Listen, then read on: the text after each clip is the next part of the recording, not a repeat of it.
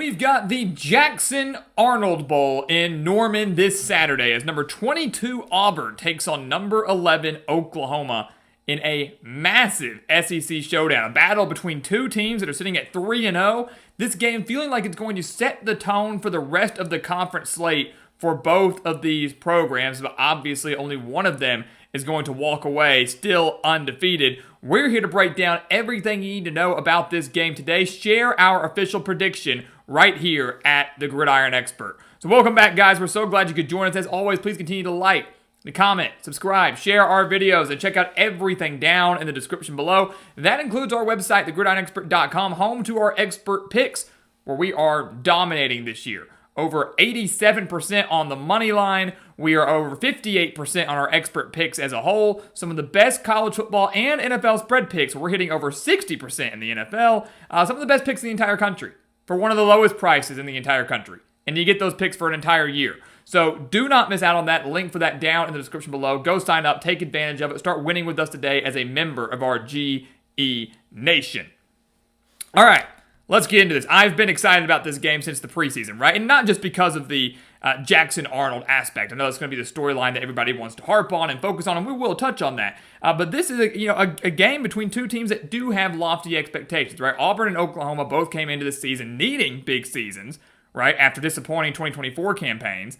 And then came in with all the transfers that these two teams added, all the hype surrounding these two teams. They expect to compete in the SEC. They maybe expect to be flirting with a college football playoff berth. And that's why the winner of this obviously keeps those hopes alive. The loser is still alive, sure, but as we know, life in the SEC, not easy, and the margin for error gets significantly smaller. You take a look at Auburn. We'll start on the offensive side of the ball. They, of course, are led by Jackson Arnold, who has already thrown for 500 yards and 4 touchdowns, also rushed for 192 yards, averaging 5.5 yards per carry. So look, he's a good quarterback, right? I think Arnold obviously got a bad rap during his time at Oklahoma, obviously banged up at times. He did struggle with accuracy. He did struggle with consistency. Occasionally did struggle with turnovers. In 2024, last year with the Sooners, he threw for a little over 1,400 yards, had 12 touchdowns, 3 picks, also rushed for over 400 yards and 3 touchdowns. So not horrible, but and then obviously his bowl performance at the end of 2023 was not ideal either. So Arnold now running Hugh Freeze's offense. He has yet to throw for, well, he's only thrown for over 150 yards one time this year. Auburn has played Baylor, Ball State, and South Alabama, and he's only thrown for over 150 one time, and that was in their game against Ball State. And you could look at that and say that's concerning. I would say it's slightly concerning. But on the flip side, you could say, well, why would he need to throw? Because Auburn's running the ball so well. Arnold's running the ball very well. But Jeremiah Cobb, who has over 300 rushing yards and averages 6.8 yards per carry, is running the ball very well. The Tigers had 307 rushing yards against Baylor, 224 rushing yards against Ball State, and 195 rushing yards last week against South Alabama in a game Auburn only won 31-15. So certainly not a dominant performance that they were hoping for, but a win's a win's a win. This is a game, though, that against Oklahoma, you're going to have to open up the passing attack. Auburn's not going to walk into Norman and rush for 300 yards like they did against Baylor. They're not going to come in here and control the line of scrimmage, control the time of possession, and have their way with that Oklahoma front. That's not going to happen. So if the Tigers want to win this game, Jackson Arnold's going to have to come in here, and he's going to have to throw for over 150 yards. He's going to have to take care of the football. He's going to have to utilize those wide receivers that we hyped up all offseason. Guys like Eric Singleton, who transferred in, Cam Coleman. They're going to have to get involved in this offense a little bit more if Auburn wants to win this game, and really if they want to tear an SEC play. It's great that they've got an identity running the football. It's great they're so good at it, but that's not sustainable in this environment, and it's not sustainable for the entire year. So that's going to be what I'm watching out for. How well does Jackson Arnold fare throwing the ball on Saturday afternoon? Because the Tigers cannot and will not win the game strictly running, whether that's with him or their running backs. Oklahoma, their offense has been a lot of fun to watch, and we knew it was going to be, right? When Ben Arbuckle and John Mateer transferred in and came over from Washington State, you knew that this was going to be a fun team to watch. And John Mateer has been awesome, right? This team averaging 316.3 passing yards per game. Mateer nearly 1,000 passing yards already with 5 touchdowns, although he does have 3 picks. Going to have to take better care of the ball, averaging an interception per game so far this year, and that's going to be something to watch out for. Is can he take care of the football against this Auburn defense? But he's rushed for over 160 yards, has 4 rushing touchdowns on top of that, so a battle between 2 dual-threat quarterbacks. The question I have here is, can Oklahoma run the ball? They have not been that effective on the ground. We know Mateer's ability as a dual threat quarterback is dangerous. We know his ability to extend plays, pick up some first downs with his legs, and that's going to be massive in a game like this. But you look at their numbers, the Sooners averaging 156.3 rushing yards per game, mustered just 103 in their opener against Illinois State, only 138 versus Michigan, and then last week, their best rushing performance of the year, 228 rushing yards against Temple. So, but, take that with a grain of salt. It's just Temple. So, can they run the ball effectively or at all against this Auburn front seven? A good Auburn front seven, I should add. Can they get anything going there? Or will this team be one-dimensional where John Mateer has to do everything by himself? Can he win a game like that? I believe he can. But obviously, if you're Oklahoma, you don't want that. The Sooners have a great passing attack. We mentioned that 4 players already have at least 100 reception yards. They're very good at spreading out the ball. Obviously, opposing defenses have to respect John Mateer's dual threat ability, just like Oklahoma's going to have to respect Jackson Arnold's dual threat ability. But it is, I feel like, a contrast in style. Oklahoma wanting to air it out, Auburn wanting to ground it out and pound it out.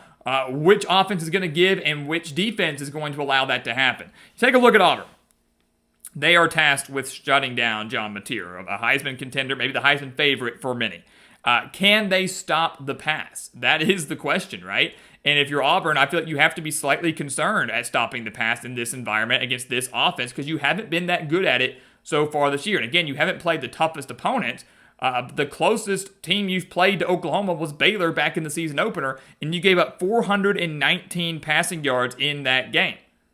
And some would say, well, Baylor was playing from behind for quite a bit, so they had to throw it out. It doesn't matter. You still get 419 passing yards in that game. That game was close for pretty much the entire 4 quarters. So, even though Auburn did win by double digits, they're giving up 220 passing yards per game. Last week, they gave 170 to South Alabama, also gave up 140 rushing yards to the Jaguars. So that was a pretty balanced attack for South Alabama on the Plains. This is an Auburn defense that if they want to win, obviously have to shut down the pass, and they've got to find a way to get another interception off of John Mateer. If you can keep that up, where he's averaging that 1 interception per game, and then your offense can go take advantage of it, you got a chance to win this game. The Auburn front line has done phenomenal. 11 sacks already on the year. Oklahoma's only given up 4, and largely due in part, I think, to Mateer's ability to scramble. He's not just a pure pocket passer. He can extend plays with his legs, which naturally means you're going to avoid more sacks. Can you get them into second and third and long situations? Can you force John Mateer into a handful of mistakes? That's what I want to see here. That's what you've got to do if you're Auburn. Is you've got to find a way to, make him uncomfortable. Because I don't think this secondary is going to shut down the pass entirely. I just don't. I really don't. I think they might be able to shut down the run. I think the running defense is going to be pretty solid, and Oklahoma's rushing offense really hasn't given me much to believe that they're going to dominate the Tigers on the ground or anything like that. So it all comes down to containing John Mateer and your secondary doing their job. Oklahoma, on the other hand, again, take their defensive stats with a grain of salt. It's always really hard to do that for any team, unless they face a really difficult non-conference schedule. It's hard to look too deeply into the stats when they've played weaker teams. It's always, I think, best to do that after you've gone into conference play a little bit. Because the Sooners, again, have played Illinois State. Their best win so far, of course, is at home against Michigan. And then last week, they played Temple. They've only given up 181 yards per game, only 84 passing yards per game, only 96 rushing yards per game. The Sooners have given up just 19 points all year and have only given up 1 touchdown all year. And that was on a 75-yard run at the beginning of the second half against Michigan. So I will say this.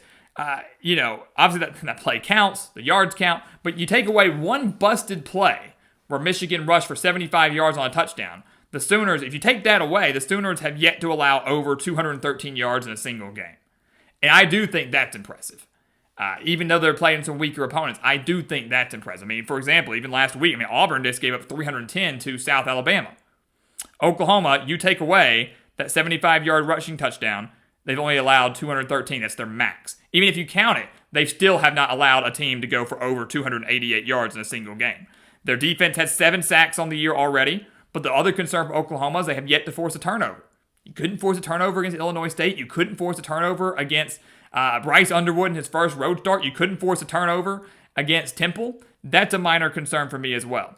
Auburn has given up 7 sacks, so maybe the Oklahoma front line can get after Jackson Arnold. And I think Brent Venables, that's something you have to keep in mind too. Brent Venables coached this guy last year. They are familiar with Jackson Arnold. They're familiar with how he plays, his tendencies, what he can do well, what he cannot do well. Got a lot of film on him, obviously, not just from the 3 games he played at Auburn, but from pretty much all of last year. So that is I would say an upside, an advantage that Oklahoma does have in this game is knowing the tendencies of their former quarterback. If they can dial up some pressure on him and force him to win the game through the air, I think Oklahoma's going to be sitting pretty, because I don't have faith in Jackson Arnold to win the game solely through the air. If the Sooners can bottle up the run, that's what they're going to have to do, is slow down the run, force Auburn to win the game through the air. If they can do that, I feel comfortable in their chances, even if they are unable to force a turnover like they have been unable to do for the first 3 games. So, having said all that, what's going to happen?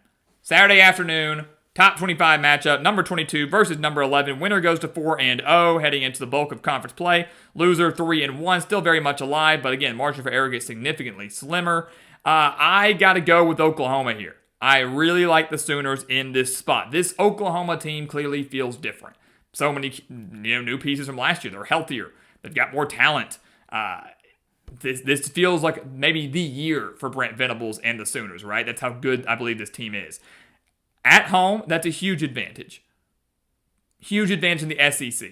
No doubt about it. Home field advantage plays a big role. I think Oklahoma has the better offense in this game, personally. Again, if the game's close, you need someone to lead you down the field on a game-winning drive. I'm taking John Mateer over Jackson Arnold every single time. I think the Sooners have a better defense. Some would scoff at that. But Brent Venables has his team ready to play. Their front 7 is nasty. The secondary is underrated. And again, if they can bottle up the Auburn run game, which is what they want to do, I don't have faith in Jackson Arnold delivering in this spot. So a better offense, I think a better defense, home field advantage. As long as the Sooners take care of the football and don't beat themselves, they will win this game. Give me Oklahoma. I think they win it by at least a touchdown. The Sooners improve to 4-0, getting closer and closer to setting up a massive showdown against Texas here in a few weeks. But Oklahoma wins their SEC home opener. Auburn drops to 3-1 and going to have to regroup if they want to make sure it's a successful winning season for Hugh Freeze. So guys, as always, thank you so much for watching us here at the Gridiron Expert on YouTube. Make sure to continue to like, comment, subscribe, share our videos. Check out everything down in the description below. That includes those expert picks over on thegridironexpert.com. Some of the best college football and NFL spread picks in the entire country, beating out over 80% of the national handicappers each of the last 6 years, including this year right now. So do not miss out on that. Again, the link down in the description below. And once again, as always, thank you so much for watching. We'll see you next time right here on the Gridiron Expert.